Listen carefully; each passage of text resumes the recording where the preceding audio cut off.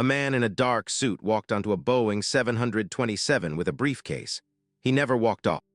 November 24, 1971. Northwest Orient Airlines Flight 305 was cruising at 10,000 feet over the Pacific Northwest when a passenger in seat 18C opened his briefcase. Inside, what he claimed was a bomb. The cabin crew would later describe him as calm, almost polite. He wasn't screaming demands. He wasn't waving a weapon.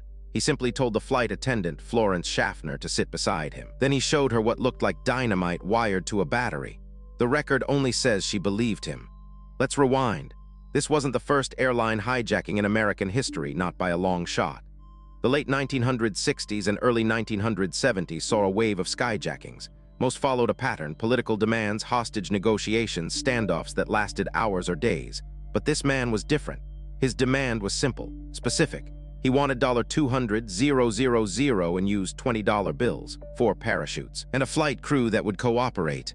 He introduced himself only as Dan Cooper. Later, the media would call him D.B Cooper, a name that stuck, though the record shows no B was ever confirmed. What we know is what the crew remembered: a middle-aged man around 5'10", wearing a dark business suit, a black tie, and a white shirt, sunglasses, a black raincoat. He carried himself with the demeanor of someone who'd planned this moment for months, maybe years. The captain, Robert Rackley, was informed immediately. The FBI was contacted before the plane landed. By the time Flight 305 touched down in Seattle, Tacoma International Airport, federal agents were already mobilizing. Cooper had negotiated one critical condition: the money and parachutes would be delivered in exchange for the passengers' release. 2 of the 4 parachutes, he specified, would be defective. Only he would know which ones. By 5:24 p.m. that evening, the money had been collected and delivered, 20,000 crisp bills totaling exactly $200,000. The parachutes were loaded. Cooper released all 36 passengers and 2 flight attendants in a carefully orchestrated exchange. He kept one attendant, Florence Schaffner, and the flight crew. His leverage remained intact. His leverage was the bomb. Cooper ordered the plane back into the air. He wanted it flying low, slow, and south toward Mexico. The landing gear down, the rear stairs lowered, the cabin pressurized so he could survive the jump. The crew complied. They were airborne again around 8 p.m., heading into darkness over the wilderness of southwestern Washington, the record showing no resistance, no heroics, just compliance. Somewhere between Seattle and Reno, in the darkness over dense forest and ravines, Cooper lowered the rear stairs. He'd strapped the money bag to his body. He'd selected 2 of the 4 parachutes. And then, according to the crew, he simply walked toward the open rear of the aircraft.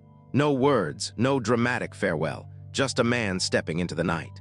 At 8:13 p.m., the flight crew felt a subtle shift in air pressure. Cooper was gone, the rear stairs retracted, the plane continued on, no body was ever found, no parachute, no money, no trace.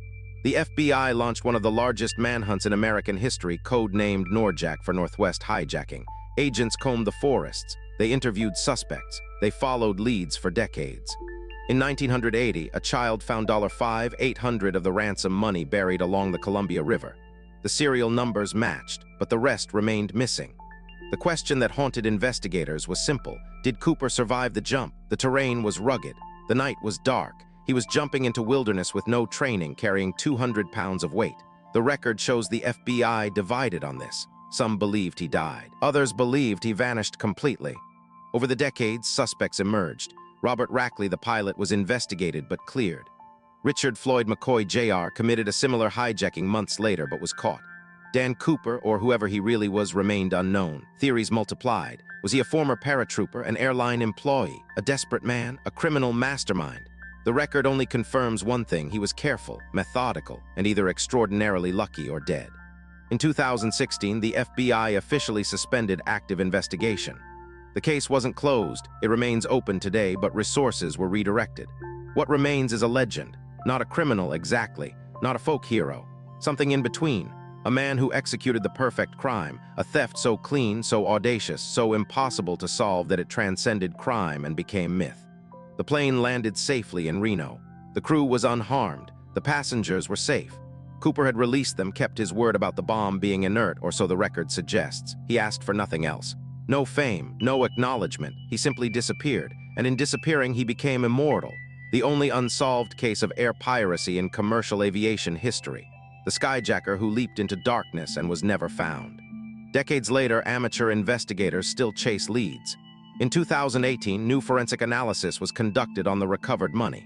In 2020, a man named Robert Rackley, no relation to the pilot, came forward claiming his father was D.B Cooper. The record shows the claim was investigated but never verified. New theories surface every few years, each one plausible, none conclusive. What makes D.B Cooper different from other unsolved crimes is the absence of violence.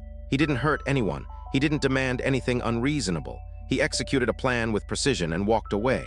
Whether he survived that jump into the November darkness, whether he lived another 50 years in anonymity or died that night in the forest, remains unknown. The record is silent. His name may have been Dan Cooper. It may have been something else entirely. His age was estimated. His background was guessed at. His motivation remains speculation. What the record actually confirms is smaller and stranger. A man boarded a plane with a briefcase, a plan, and the audacity to believe it could work. And it did. Against all odds, against the FBI, against history itself, it worked. The case file remains open. The questions remain unanswered. And somewhere in the mythology of American crime, in the gap between what we know and what we'll never know, D.B Cooper exists, less a person now than a phantom. A legend built on a single night in 1971 when a man in a dark suit stepped into darkness and vanished completely. The truth, if it exists, may never emerge. The money, if it survived, may never be found. And Cooper, if he lived, may have taken his secret to the grave. That's what makes this case endure, not the crime itself, but the absolute, perfect mystery of it. A man who wanted to disappear and succeeded completely. Subscribe for weekly deep dives into unsolved cases where the answers are still buried in the dark.